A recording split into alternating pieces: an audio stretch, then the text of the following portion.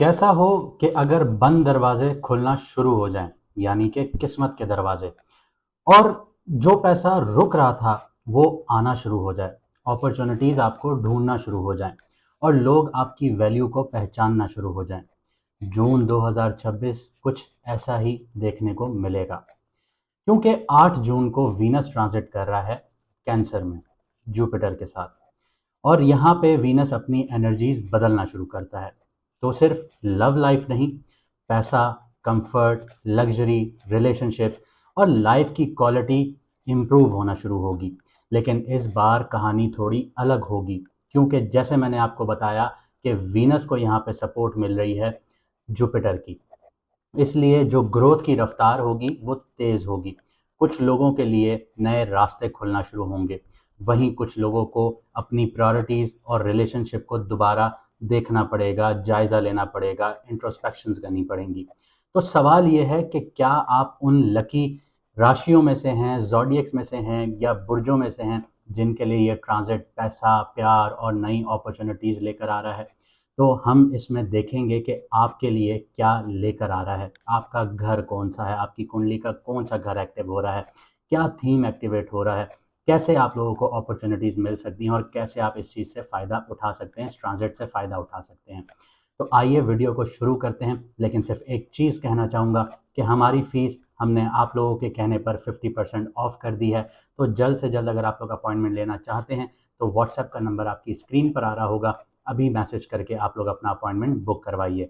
आइए वीडियो को शुरू करते हैं। तो इस ट्रांजिट से ज़्यादा फ़ायदा उठाने के लिए आप लोग 2 रेमेडीज़ कर सकते हैं। एक तो थर्सडे वाले दिन आप लोगों ने पीली चीज़ का सदका या दान करना है। पीली चीज़ में पीली दाल हो गई, चने की दाल हो गई, हल्दी हो गई, बेसन के लड्डू हो गए, केले हो गए। ये चीज़ें सदका या दान कीजिए और अल्लाह पाक से कहिए, दुआ कीजिए कि या अल्लाह मेरे पे जो भी मुसीबतें हैं, मुश्किलात हैं वो दूर फरमा और मेरा सदका कबूल फरमा। एक चीज़ ये, और दूसरी चीज़ जुमे वाले दिन आप लोगों ने सफ़ेद चीज़ का सदका करना है। अब सफ़ेद चीज़ ये है कि आप लोग चावल, चीनी, दूध, दही, ये आप किसी भी ज़रूरतमंद को लेकर दे सकते हैं, सदका कर सकते हैं। और यही आपने दोहराना है कि या अल्लाह पाक मेरे पे जो भी मुश्किलात हैं, परेशानियाँ हैं, मुझसे दूर फरमा, मेरे रास्ते आसान फरमा और मेरा सदका कबूल फरमा। जब आप ये चीज़ करेंगे तो इन प्लैनेटरी पोजीशंस की जो आप ये कह लीजिए कि पॉजिटिव एनर्जीज़ हैं, ये आपके लिए एम्प्लीफाई होंगी और आपके लिए पॉजिटिव वे में काम करना शुरू करेंगी। तो इन रेमेडीज़ को अपनाइए और अपनी ज़िंदगी को बेहतर बनाइए। अब बात करते हैं सजिटेरियस मून साइन वालों की, यानी कि धनु राशि, यानी कि बुर्ज कौस वालों की। वीनस ट्रांजिट कर रहा है आपके 8th हाउस में। 8th हाउस बड़ा ही मिस्टीरियस घर है। अब इसको कुछ लोग पॉजिटिव भी कहेंगे, कुछ लोग नेगेटिव भी कहेंगे, लेकिन मोस्टली जो कहा जाता है वो नेगेटिव कहा जाता है। मैं आपको बताऊंगा कि आप इस नेगेटिव हाउस से पॉजिटिव कैसे रिलीफ हासिल कर सकते हैं, क्योंकि ये जो है, ये आप लोगों के लिए जो ट्रांजिट आया है, ये एक समझ लीजिए कि एक सबसे बड़ी कामयाबी, या ये कह लीजिए कि एक हिडन अपग्रेड होकर आया है। क्यों? क्योंकि ये वो अपग्रेशन है जो दुनिया को नज़र नहीं आएगी, लेकिन अंदर से आप एलिवेट होना शुरू हो जाएंगे।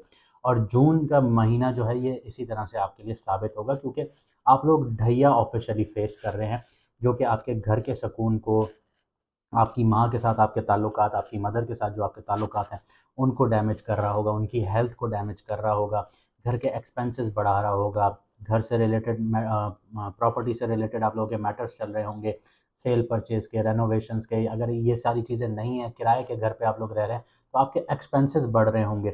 और दूसरी तरफ काम का प्रेशर बहुत होगा, बॉस वगैरह से कोई सपोर्ट हासिल नहीं हो रही होगी। बॉस बहुत ज़्यादा आप लोगों को एग्रेसिवली वो ट्रीट कर रहे होंगे, बहुत हार्शली ट्रीट कर रहे होंगे। तो अब यहाँ पे रिलीफ़ का पीरियड क्या है? रिलीफ़ का पीरियड ये है कि ये ट्रांसफ़ॉर्मेशन का पीरियड स्टार्ट हो रहा है। हिडन अपॉर्च्युनिटीज़ यहाँ पे क्रिएट हो रही हैं, साइलेंट अपग्रेड्स हो रहे हैं। ये ट्रांज़िट ज़रूरी नहीं है कि बाहर से नज़र आएगा, ये ट्रांज़िट अंदर से नज़र आ सकता है।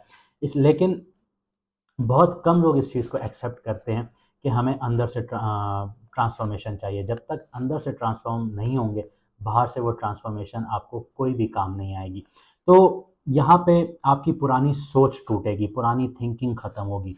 लेकिन 8th हाउस सिर्फ सोच की हद तक महदूद नहीं होता, बड़ा मिस्टीरियस घर है। यहाँ पर आप लोगों के शेयर्ड रिसोर्सेज हैं, आप लोगों के फाइनेंशियल मैटर्स आ जाते हैं, यानी इनहेरिटेंस के मैटर्स आ जाते हैं। अगर नहीं है तो यहाँ पे इंश्योरेंसेस के मैटर्स आ जाते हैं। शेयर्ड रिसोर्सेज क्या हैं? आपका जो लाइफ पार्टनर है उसके जो रिसोर्सेज हैं वो यहाँ पे आपसे कनेक्शन में बन जाते हैं, आपके इन लॉज का सपोर्ट आ जाता है। अब दो प्लैनेट जो हैं यहाँ पे बेनिफिशियल हैं, तो जो लोग मैरिड हैं और वो लोग डिफ़िकल्ट टाइम फेस कर रहे हैं तो आपको आपके इन लॉज की तरफ से सपोर्ट मिलना शुरू होगी। और अगर आप लोग मैरिड नहीं हैं, आप लोगों का इनहेरिटेंस के मामलात हैं, तो इनहेरिटेंस के मामलात आपके हक में आना शुरू होंगे। और अगर ये भी नहीं है, इंश्योरेंसेस के मामलात हैं आपके, तो इंश्योरेंसेस के मामला जो हैं वो आपके हक में आना शुरू हो जाएंगे, या आपके इंश्योरेंसेस के मामले जो पैसा है वो आपको मिलना शुरू हो जाएगा। आपको मिस्टीरियस वे में जाके इनकम मिलना शुरू होगी, जहाँ से आप लोग तसव्वुर भी नहीं करते, क्योंकि 8th हाउस है ही मिस्टीरियस। इसके अलावा सिर्फ 8th हाउस नहीं, सेकंड हाउस भी एक्टिवेट हो रहा है। सेकंड हाउस किस चीज़ का है? सेकंड हाउस आपके बैंक बैलेंस का है। बैंक बैलेंस अगर अच्छा होगा, मोटा होगा, तगड़ा होगा तो इंसान खुश होगा, ऑब्वियसली सी बात है, क्योंकि रिश्तों को हैंडल कर रहा होता है, घर को हैंडल कर रहा होता है। तो यहाँ पे आपके रिश्ते बेहतर होना शुरू होंगे, आपका बैंक बैलेंस बढ़ना शुरू होगा, मिस्टीरियस वे में इनकम आ सकती है, जहाँ से सोचो गुमान भी नहीं था। जैसे अल्लाह पाक कुरान पाक में कहते हैं कि तुम्हारी सोचो गुमान में भी नहीं है, हम तुम्हें कहाँ से रिस्क दे सकते हैं। तो उसी तरह से ये रिस्क वहाँ से आना शुरू होगा और आप लोगों को समझ में भी नहीं आएगी। इतने डिफ़िकल्ट टाइम्स में एक आपके लिए ये कह लीजिए कि बाहर की खिड़कियाँ खुलेंगी।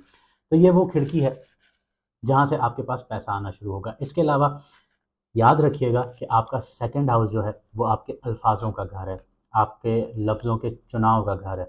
अगर ये चुनाव आपका गलत हुआ तो पैसा जिस तरह आएगा उस तरह चला जाएगा, रिश्ते जिस तरह बन रहे थे उस तरह टूटना शुरू हो जाएंगे, क्योंकि 8th हाउस का इम्पैक्ट हैवी होगा।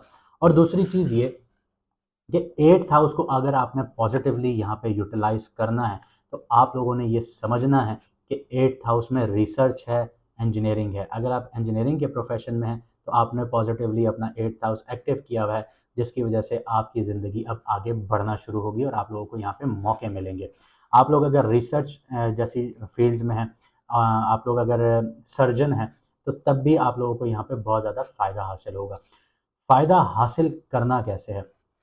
रिसर्च, जो लोग इन चीज़ों से नहीं हैं, यानी कि जो मैंने करियर आपको बताए, इंजीनियरिंग या फिर सर्जन, अगर आप इन कैरियर से नहीं हैं फिर भी आप लोग फ़ायदा उठाना चाहते हैं तो रिसर्च अच्छी कीजिए। जो लोग ऑकल्ट साइंसेज से जुड़े हुए हैं वो भी यहाँ पे बहुत अच्छा परफॉर्म करेंगे। अपना रिसर्च पॉइंट ऑफ व्यू जो है, रिसर्च का जो एक मादा है उसको बेहतरीन बनाइए। अब रिसर्च करनी कैसे है? रिसर्च आपने ऐसे करनी है कि कोई आपके पास डील आती है, कोई भी आप काम करते हैं, कहीं पे आप इन्वेस्टमेंट करना जा रहे हैं, यानी कि आप 5th हाउस को यूटिलाइज़ कर रहे हैं, 5th हाउस के साथ आप 8th हाउस को यहाँ पे ज़बरदस्ती जोड़िए। कैसे जोड़ना है? आपने रिसर्च करनी है। क्या करनी है कि भाई फ़लाँ शख़्स के पास एक प्रॉपर्टी है, वो बेच रहा है, वो औने-पौने दाँव बेच रहा है। क्यों बेच रहा है? पता कीजिए कि उसके पीछे पर्पज़ क्या है। क्या वो ऐसी ज़मीन है जो लफड़ों में फँसी हुई है? कोई उसके ऊपर कोर्ट केस है, कोई मर्डर हुआ हुआ है, कोई चीज़ चल रही है, तो उस चीज़ के बारे में आपको रिसर्च होगी तो कल को आप जाके उस पे फँसेंगे नहीं। आपको प्रॉपर्टी साफ़ शफ़ाफ़ मिलेगी। कोई, अगर हम बहुत एक्सट्रीम वे में जाके बात ना करें तो एक जनरल बात करते हैं।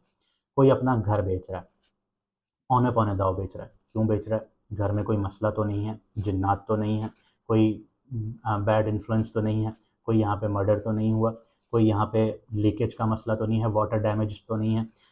बंदा क्यों छोड़ रहा है? पर्पज़ होते हैं, कोई बाहर जा रहा है, क्लियर है आप खरीदिए, क्लियर नहीं है तो रिसर्च ने आपको यहाँ पे फ़ायदा दिया। क्या दिया? 8th हाउस ने आपको बचा लिया डैमेज होने से। और अगर आप ये इस चीज़ को एक तसव्वुर कीजिए कि आपने उस चीज़ को रिसर्च नहीं किया होता, आप ले लेते, खुदा न ख़ास्ता ले लें, खुदा न ख़ास्ता वहाँ पे ये कह लेते हैं कि हॉन्टेड हाउस हो, वाटर डैमेज्ड हो या कोई भी XYZ चीज़ें हों, तो या तो एक्सपेंसेस आपके बढ़ जाएँगे या आपको घर छोड़ना पड़ जाएगा। तो 8th हाउस या तो पॉज़िटिवली काम करेगा या नेगेटिवली काम करेगा, तो इस चीज़ को बहुत अच्छे से समझ लीजिएगा। यही काम आप लोगों ने डीलिंग में करना है, कोई बिज़नेस डीलिंग है, कुछ भी XYZ, रिसर्च। नॉर्मल जो लोग हैं, यानी जो लोग इस सेक्टर में करियर ओरिएंटेड नहीं है, यानी कि 8th हाउस को लेके इंजीनियरिंग हो गया, आपका टेक्निकल जो काम हो गए वो हो गए, या सर्जरी हो गई, उससे अगर नहीं जुड़े हुए तो रिसर्च अपनी अच्छी रखिए। ऑकल्ट साइंसेज़ में नहीं है तो रिसर्च अच्छी रखिए। आपका 8th हाउस पॉज़िटिव रिज़ल्ट देगा। इस ढैया के टाइम पीरियड में भी आप लोग बहुत अच्छे से आगे बढ़ सकते हैं। इसके अलावा अपनी कम्युनिकेशन अच्छी रखिए, अपने रिलेटिव्स को बहुत अच्छे से ट्रीट कीजिए।